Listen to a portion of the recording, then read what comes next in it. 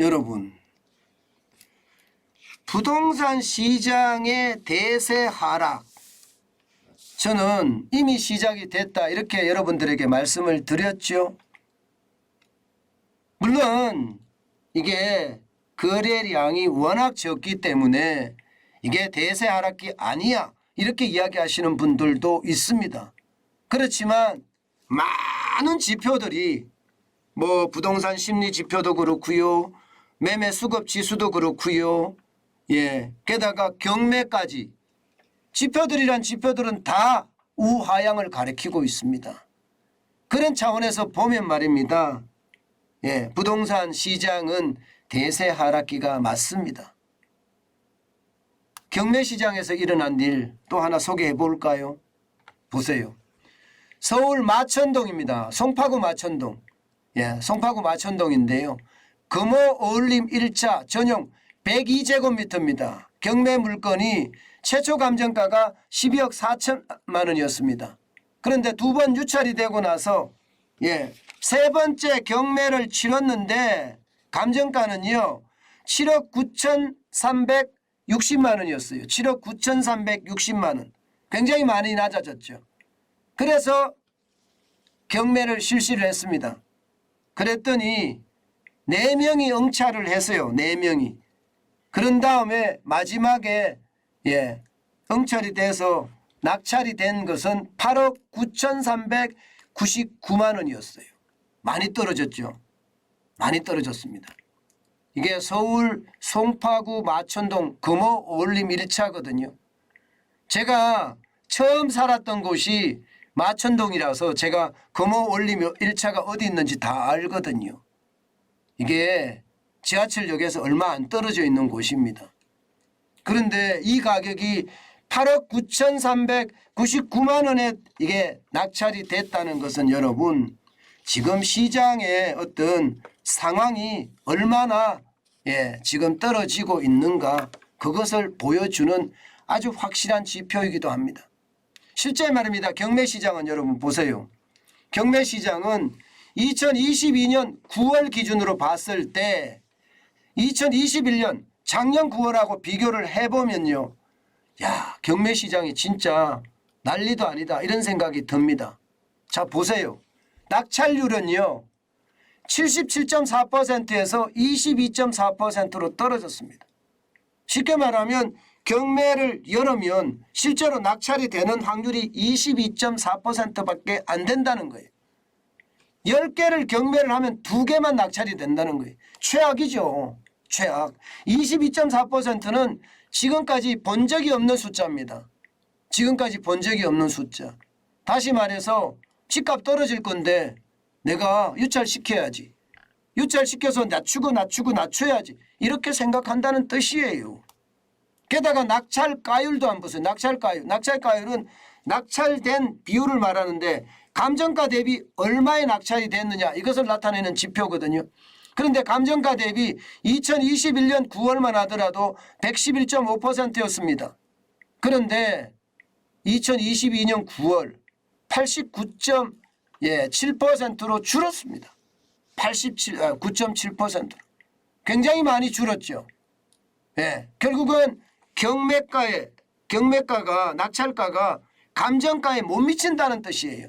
감정가에 89.7%까지 떨어졌으니까요. 게다가 경매 열기도 완전히 식었습니다.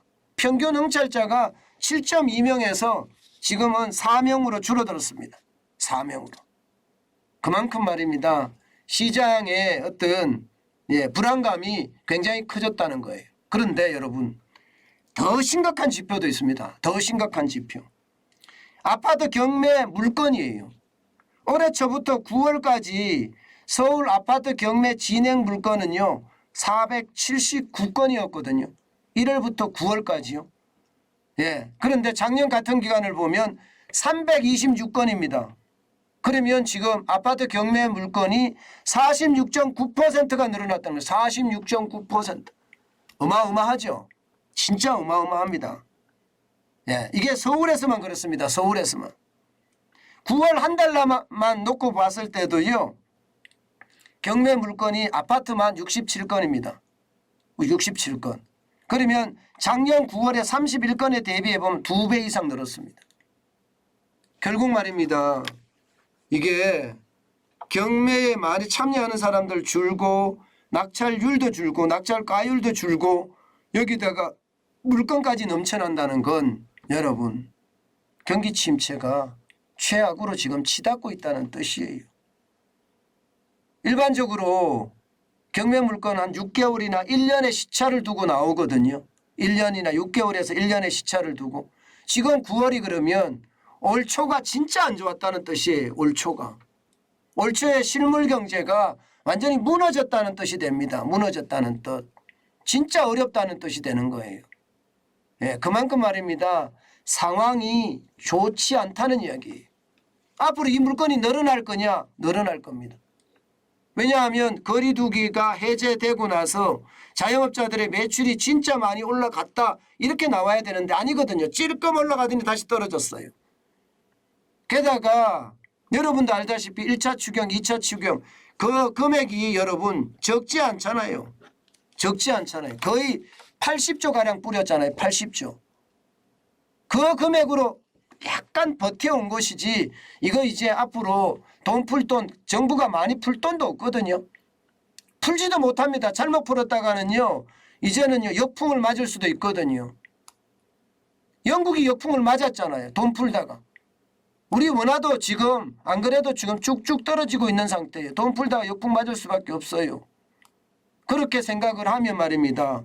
결국 이게 경기는 점점 나빠지고 자영업자, 소상공인, 소기업, 중소기업들의 경기까지 점점 나빠진다는 이야기가 되는 건가요?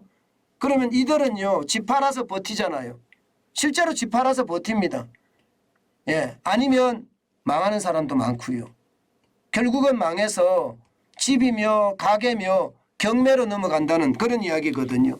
그게 지금 많아지고 있다 이렇게 이야기할 수가 있는 겁니다. 그만큼 말입니다. 지금 전체 상황은 진짜 심각하다 이렇게 봐야 됩니다. 참 안타깝지만 여러분 참 안타깝지만 경매 물건이 폭증한다는 거 진짜 안타까워요. 안타깝지만 중요한 건 여러분 현금을 준비해 둔 사람들에게는 기회이기도 합니다. 경매 물건이 이렇게까지 나간다는 건 결국은 말입니다. 이게 주택시장에 급매가 많아진다는 뜻이에요. 아니면 급급매가 많아진다는 뜻입니다. 아니면 초급매가 많아진다는 뜻이에요. 제가 여러분들에게 발품을 팔아야 된다. 그리고 이게 가격을 문재인 정부 이전과 문재인 정부의 이후 그죠? 집값이 폭등한 거 이거를 감안한 다음에 물가가 얼마나 올랐는지 그거를 책정한 다음에 내가 사고 싶은데 사는 것도 방법이다. 이 말씀 제가 계속 드리고 있죠. 지금은 경매 시장이든 아니면 금매 시장이든 금매나 급금매 일어나는 거 말입니다. 시장이든 지금은 발품을 팔고 손품을 팔아야 될 때입니다. 그만큼 부동산 시장은 굉장히 많이 떨어지니까 기회가 있다는 뜻이에요. 기회가. 여러분 그 기회 저는 참 안타깝기는 하지만요. 정환진 TV는 부자가 되고자 하는 채널이잖아요. 저는 그 기회를 여러분들이 잡았으면 좋겠어요. 그만큼 말입니다. 시장의 어떤 변화들이 굉장히 크다 이렇게 생각합니다. 우리 아리아님 이 방송 기담에 들을 걸 괜히 무시하고 주식 사서 50% 마이너스입니다. 제가 뭐 거짓말 못하잖아요. 제가 거짓말 못합니다. 솔직히 여러분 보시다시피 지금 자막에 정완진 경영학 박사라는 게 다 작은 단어가 있고요. 전 매일경제TV 대표이사라고 되어 있습니다. 제가 기본적으로 지금까지 명예를 위해서 살아왔는데 제가 거짓을 여러분들에게 이야기하거나 침소붕대에서 쉽게 말하면 불안감을 조성하거나 저는 그럴 생각 전혀 없습니다. 저는 있는 그대로의 어떤 경제 상황을 여러분들에게 잘 분석해서 지표만 분석하는 것이 아니라 추세선까지 분석해서 여러분들이 어떻게 행동할 수 있을 것인가 거기에 대한 어떤 방향성까지도 제가 말씀드리고 있습니다. 앞으로도 저는 그럴 거고요. 예, 그렇게 해야만 제 속이 시원해질 겁니다.